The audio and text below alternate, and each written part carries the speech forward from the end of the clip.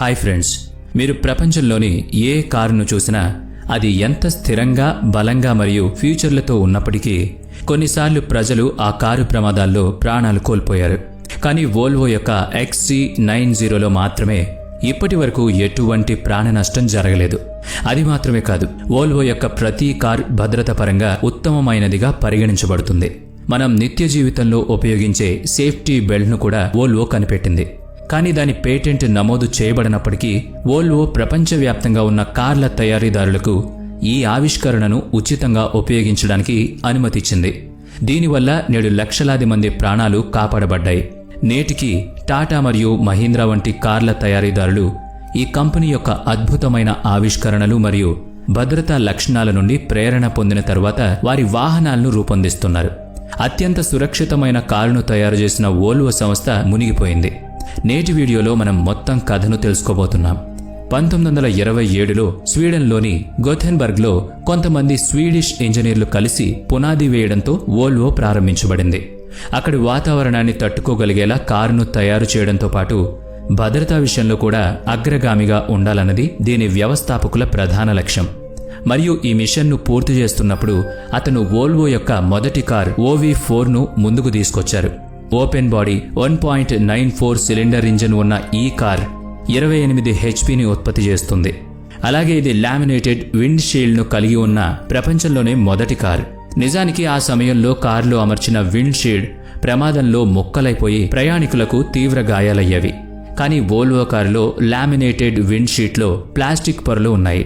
ఇది ప్రమాదం జరిగిన అద్దం పగిలినప్పుడు గాజును ఒక పెంకుతో ఒకటి పట్టుకుని ఉంటుంది. అది విరిగిపోయి ప్రజలను గాయపరచదు. అదేవిధంగా 1944లో వోల్వో తన రెండవ కారు PV444ను విడుదల చేసింది. అది చాలా విజయవంతమైంది. ఈ బ్రాండ్ ప్రపంచవ్యాప్తంగా గుర్తింపు పొందడం ప్రారంభించింది. వోల్వో బ్రాండ్ తన ప్రతి కొత్త కార్లతో కొన్ని అధునాతన ఆవిష్కరణలను తీసుకొచ్చేది మరియు ఈ ఆవిష్కరణల కారణంగా దాని ప్రత్యర్థి బ్రాండ్ల కంటే చాలా ముందుకు వెళ్ళింది. 1959లో బోహ్లిన్ వోల్వో ఇంజనీర్ 3-పాయింట్ సేఫ్టీ బెల్ట్ను పరిచయం చేశాడు. ఇది నేటికీ కార్లలో ప్రయాణికుల భద్రతా ఫీచర్గా కనిపిస్తోంది.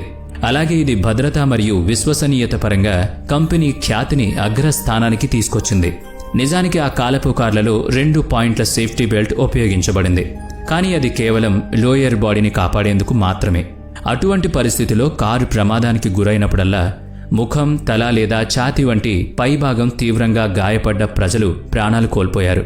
ఇప్పుడు చూస్తే ఈ 3-పాయింట్ సీట్ బెల్ట్ యొక్క పేటెంట్ వోల్వోకు మాత్రమే ఉంది. అయితే పెరుగుతున్న మరణాల దృష్ట్యా ఈ ఆవిష్కరణను ఉపయోగించుకోవడం ద్వారా ఎక్కువ లాభం పొందే బదులు కంపెనీ 3-పాయింట్ భద్రతను ఉపయోగించమని ప్రపంచవ్యాప్తంగా ఉన్న కార్ల తయారీదారులను కోరింది. బెల్ట్ సహకారం వల్ల ప్రమాదాలలో మరణాలు చాలా తగ్గాయి.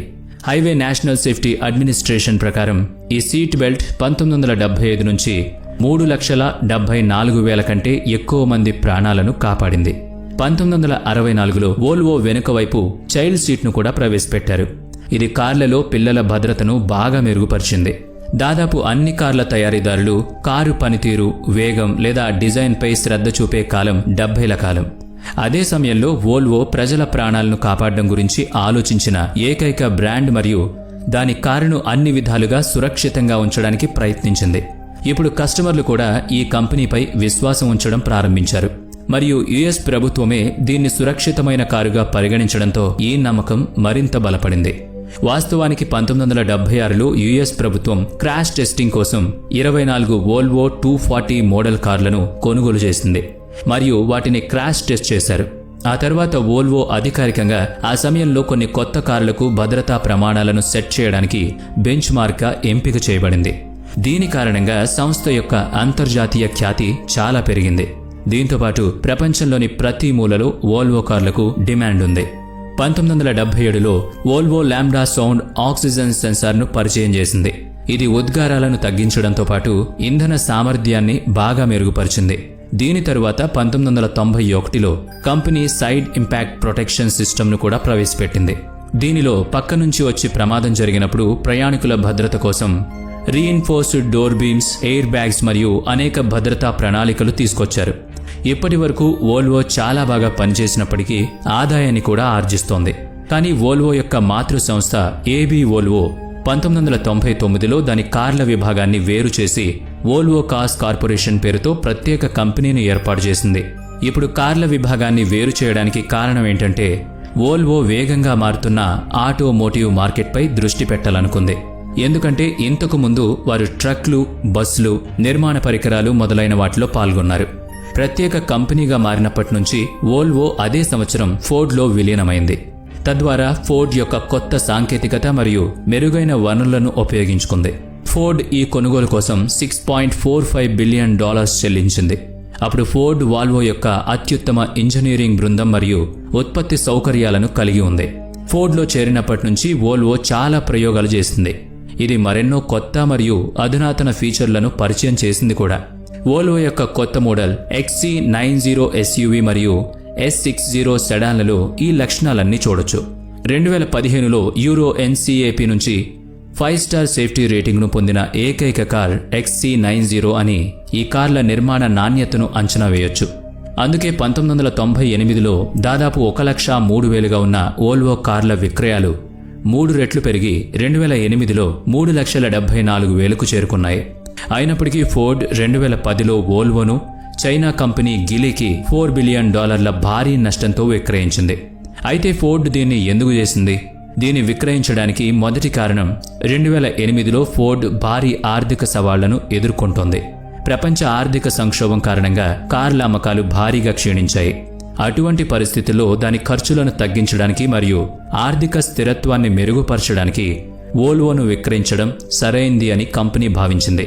ఇది కాకుండా వోల్వో కార్ జర్మన్ ట్రియో అంటే మెర్సిడెస్, ఆడి మరియు BMW నేరుగా పోటీపడ్డం రెండవ కారణం. అయితే ఈ 3 బ్రాండ్ల విక్రయాలు వేగంగా పెరుగుతుండగా వోల్వో వెనకబడిపోయింది. ఇప్పుడు మీకు ముందే చెప్పినట్లు 2008లో వోల్వో దాదాపు 3,74,000 కార్లను విక్రయించగా అదే సంవత్సరంలో BMW 12 లక్షల కార్లను విక్రయించింది. వోల్వో కార్లు మునుపటి కంటే కొంచెం ఎక్కువగా అమ్ముడవుతున్నాయి. అయినా ఈ కంపెనీ లాభం నిరంతరం తగ్గుతూ వచ్చింది. వోల్వో 1998లో $476 మిలియన్ ఆర్జించింది. అయితే 2008లో 3 రెట్లు ఎక్కువ అమ్మకాలు జరిగినప్పటికీ $1.5 బిలియన్లు కోల్పోయింది.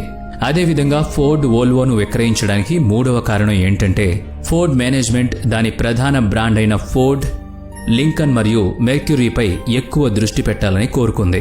తర్వాత ఇది మారుతున్న ఆటోమోటివ్ మార్కెట్లో దాని స్థానాన్ని మరింత మెరుగుపరుచుకుంది. అందుకే ఫోర్డ్ తన నాన్ కోర్ బ్రాండ్లపై వోల్వో, జాగ్వార్, ల్యాండ్ రోవర్ మరియు ఆస్టన్ మార్టిన్లను కూడా విక్రయించింది. అయితే ఇంత ఇన్నోవేషన్ చేసి మార్కెట్లో ఇంత మంచి పేరు తెచ్చుకున్నప్పటికీ వోల్వో జర్మన్ ట్రియో కంటే ఎలా వెనుకబడిందనే ప్రశ్న ఉంటుంది. వాస్తవానికి వోల్వో యొక్క ప్రధాన లక్ష్యం ప్రజలకు భద్రత మరియు కొత్త సాంకేతికతను అందించడమే దీని ముఖ్య ఉద్దేశం. అదే సమయంలో జర్మన్ త్రయం కూడా తన కస్టమర్లకు లగ్జరీ అనుభూతినిస్తోంది. ఇప్పుడు భద్రత విషయానికొస్తే ప్రమాదాల సంఖ్యను తగ్గించడానికి మరియు డ్రైవర్లు, ప్రయాణికులు లేదా పాదచారుల భద్రతను మెరుగుపరచడానికి సీట్ బెల్ట్లు, ఎయిర్ బ్యాగ్లు, anti lock braking, child safety సీట్లు వంటి అనేక కార్ భద్రతా నియమాలు మరియు నిబంధనలను ప్రపంచవ్యాప్తంగా ప్రభుత్వాలు తీసుకొచ్చాయి. మరియు బ్యాకప్ కెమెరా. ఇప్పుడు ఈ భద్రతా ఫీచర్లన్నీ వాహనాలకు తప్పనిసరి చేయడంతో వోల్వో తన అతిపెద్ద మరియు ప్రత్యేకమైన విక్రయ కేంద్రాన్ని కోల్పోయింది. ఇప్పుడు ప్రజలకు భద్రత కోసం వోల్వో కార్లు అవసరం లేదు, ఎందుకంటే వారు చౌక కారులో దాదాపు అదే భద్రతను పొందుతున్నారు. అలాగే వోల్వో మరియు జర్మన్ ట్రియో ధరలు ఒకేలా ఉన్నాయి. అయితే జర్మన్ త్రయం భద్రత లగ్జరీని అందిస్తోంది. కాబట్టి ఇటువంటి పరిస్థితుల్లో కస్టమర్లు మెర్సిడెస్, ఆడి మరియు BMW వైపు ఎక్కువ ఆకర్షితులయ్యారు మరియు వోల్వో యొక్క మార్కెట్ స్థానం క్షీణించడం మొదలైంది. అయితే మీరు వోల్వో అభిమాని అయితే నిరాశపడకండి, ఎందుకంటే వోల్వో మరోసారి మార్కెట్లోకి పునరాగమనం చేయడానికి సిద్ధమవుతుందని శుభవార్త. ఎందుకంటే గిలీలో చేరినప్పటి నుంచి వోల్వో తన బ్రాండ్ విలువను బాగా పెంచుకుంది. అందుకే 2013లో చైనాలో తొలి తయారీ ప్లాంట్ను ఏర్పాటు చేసింది. వోల్వో S60L మరియు XC60 వంటి అత్యుత్తమ కార్లు ఉత్పత్తి చేయబడ్డాయి. కంపెనీ 2023లో మొత్తం 4,27,840 వాహనాలను విక్రయించింది. ఇది 2012 కంటే 1.4% ఎక్కువ. కానీ మే 2019లో ఇది ప్రపంచవ్యాప్తంగా 7,05,452 యూనిట్లను విక్రయించింది. ఇది 2018 కంటే 9.8% ఎక్కువ. వోల్వో తన 93 ఏళ్ల చరిత్రలో తొలిసారిగా 7 లక్షలకు పైగా కార్లను విక్రయించిందని తెలిస్తే మీరు ఆశ్చర్యపోతారు. 2019లో కంపెనీ తన మొట్టమొదటి పూర్తి electric SUV Volvo XC40 recharge P8ని ప్రారంభించింది. అయితే ప్రస్తుతం వోల్వో తన మొత్తం అమ్మకాలలో 70% ప్రపంచవ్యాప్తంగా 2025 నాటికి ఎలక్ట్రిక్ వాహనాలుగా విక్రయించాలని లక్ష్యంగా పెట్టుకుంది. 2030 నాటికి కంపెనీ పూర్తిగా ఎలక్ట్రిక్ కార్లను తయారు చేయడం ప్రారంభించింది. ఇప్పుడు వోల్వో యొక్క ఈ పునరాగమనం దాని పోటీదారులను ఎంతగా ఇబ్బంది పెడుతుందో రాబోయే కాలంలో మాత్రమే తెలుసుకోగలుగుతాం. అయితే మనందరి భద్రత కోసం వోల్వో చేసిన పనిని మనం అభినందించి తీరాల్సిందే. ఈ వీడియో నచ్చినట్లయితే లైక్ చేయండి, షేర్ చేయండి. అలాగే ఇప్పటి వరకు మన ఛానల్ని సబ్స్క్రైబ్ చేసుకున్నట్లయితే ఇప్పుడే సబ్స్క్రైబ్ చేసుకుని బెల్ ఐకాన్ మీద క్లిక్ చేయండి. నెక్స్ట్ వీడియోలో మళ్ళీ కలుద్దాం. Thanks for watching.